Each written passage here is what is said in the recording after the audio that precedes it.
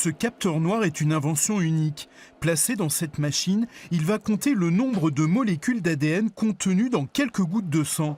La procédure est extrêmement rapide, c'est révolutionnaire, une trentaine de minutes seulement pour détecter des cellules cancéreuses. On fait une prise de sang, on isole la partie liquide du sang qu'on appelle le plasma. Et ce plasma, on regarde les molécules d'ADN qui sont présentes à l'intérieur. Et les poids des molécules d'ADN dans ce liquide est différent semble être différent selon que le patient est sain ou atteint de certaines pathologies, en particulier du cancer. À travers ce tuyau extrêmement fin, les molécules d'ADN traversent un rayon lumineux. Après analyse, les courbes qui apparaissent sur cet écran renseignent sur la quantité et la taille de l'ADN.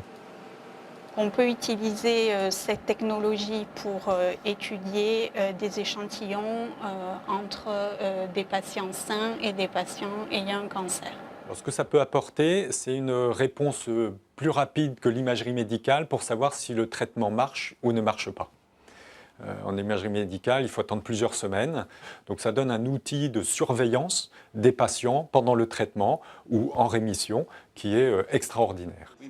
C'est ce chercheur en biotechnologie du CNRS qui est à l'origine de cette nouvelle méthode d'analyse.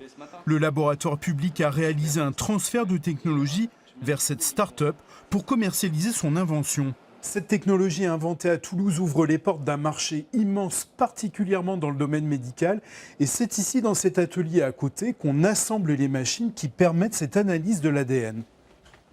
Picometrix prévoit de commercialiser plusieurs milliers de ces machines de séquençage auprès de laboratoires d'analyse médicale et d'hôpitaux à travers le monde.